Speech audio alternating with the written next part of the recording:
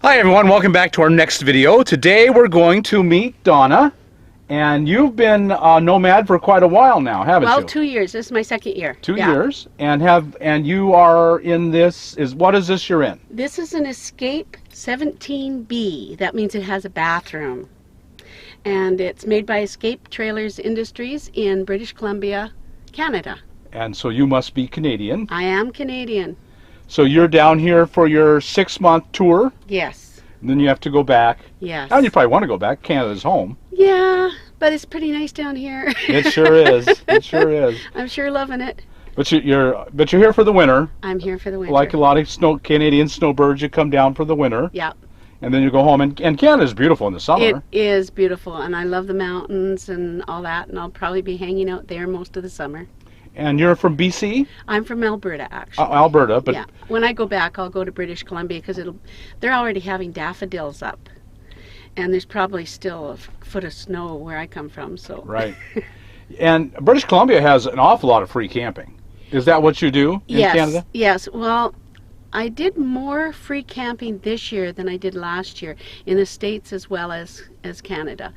I was still kind of needing a plug-in for a while, but now I'm pretty much solar, and I will go to a campground every now and again so I can watch TV. I can turn on my TV. Well, you have to dump. I have to dump, so it's included in the price. I like that.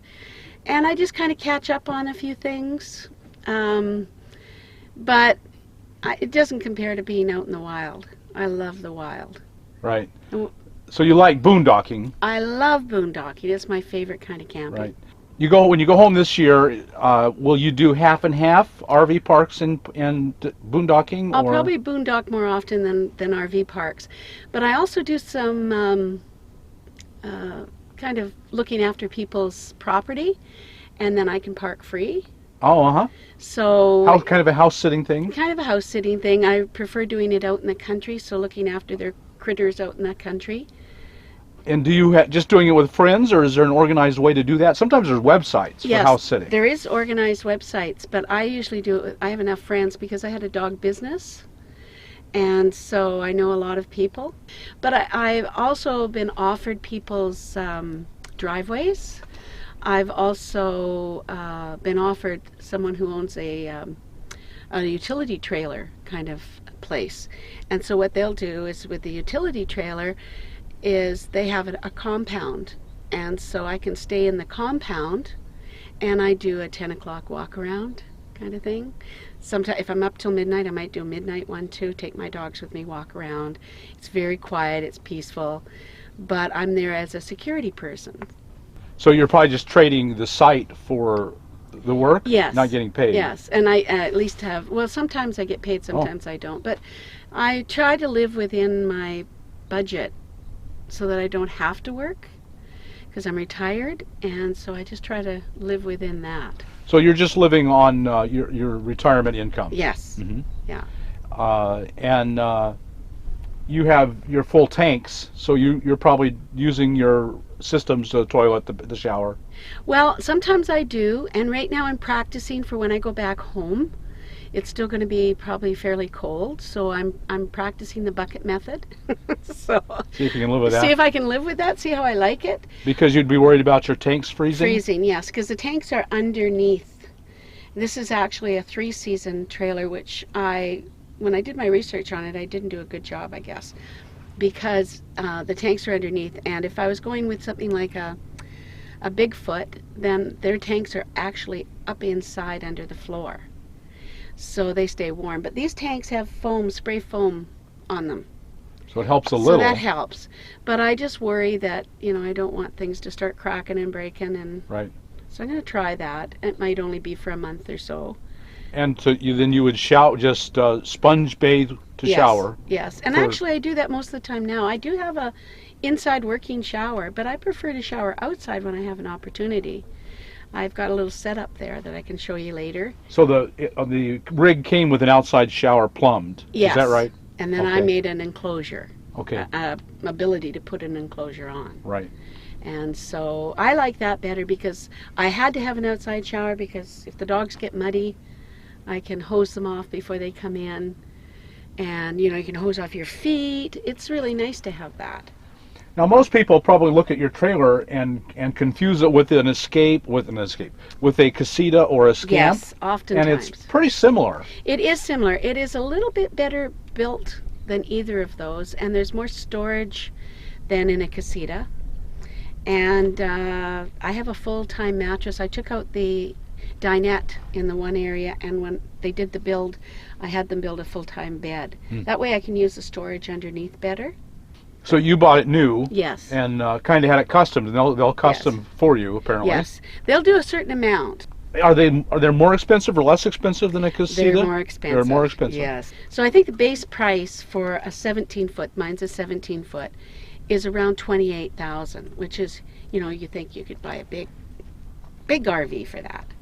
But they have the wonky sides, and they're not going to last maybe 10 years. No, they're not usually well made for Yes. that money. So these do have some insulation in between the two Yes. eggs? Yes. They have some small insulation, and then they've got the Reflexix as well. And so would you buy another Escape over a casita or a scamp? Oh, definitely. You would definitely do that. Definitely. They are definitely better built. Were you afraid when you decided to become a full-time RVer, or did you have fear for your safety? No, because I'm an unusual Canadian in that I used to run sled dogs. And not every Canadian runs sled dogs, but I did run sled dogs. And I used to winter camp. And I worked for the federal government, and I worked shift work. So sometimes I would take my dogs and my dog truck to work, go out at my lunch break and let them out to pee, put them back in, and when I got off work at midnight, I would drive to Rocky Mountain House a couple hours away and sled under the full moon by myself, and then set up my camp and whatever. So wilderness camping and things like that doesn't bother me very much. The desert is a new experience for me. You know, that's a brand new thing. But I've never been very afraid of the outdoors. So did you have any fear of from people, from predator Mostly people? People I have been afraid of. I take precautions. This life, I think I'm safer here than I am if I was in an apartment. You're actually more at risk there. By far. So I think all those kind of precautions that you do for everyday things, if you do them out in a place like this, you're fine. And if you're uncomfortable, you go someplace. So being out here, the less people there are, the less chance you have of a problem. Statistically, the odds are you're safer here than you'd be anywhere else, by far. Yeah, I'm not really afraid of that. And I have an early warning system. I have 3 little dogs, or 3 dogs. So, I mean, they're going to bark and say that there's something around. And that's all I need them for. I don't need an attack dog or anything like that. So after 2 years on the road as a snowbird, do this forever. What are you tired? Did you make a mistake? Was it a good thing? Was it a bad thing? What's good and what's bad about what you've done? It was wonderful. I had planned to have my house paid off by age 60, and I was on a really good plan to do that. And then I opened a business. I had always a side business of some sort, and I opened a dog daycare, and I had a person that I really trusted, and when I got sick, I had them pretty much run the place for me. And they took, I thought it was $10,000, but I found out through my lawyer it was actually about $20,000. And then I couldn't pay my staff, and I couldn't figure out why at first. Even my bookkeeper hadn't figured it out when I came back. And I wasn't quite, I was still sick, and everything was kind of hard to deal with. Just getting around, moving was hard to deal with. So I didn't notice it at first. And last thing I thought was that she would be stealing from me.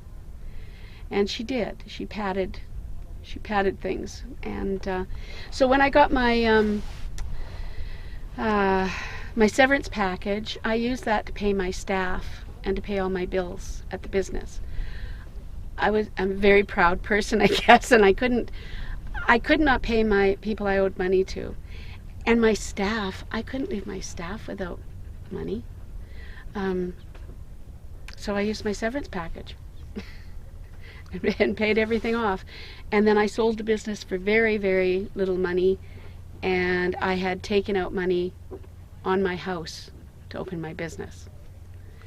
So it was, I'll never get this paid off before I die, and unless I live to very, very, like 120 or something.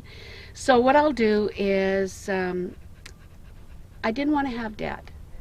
I had an older house. It was going to need windows. It was going to need a furnace. And I have a very limited pension. So I decided I was going to sell it to pay off everybody. I just don't like having debt. And I also was getting tired of things. I love things. I was collecting things. I had little collections of this and that. And I realized that it was actually tying me down. I was over 60. I was 65.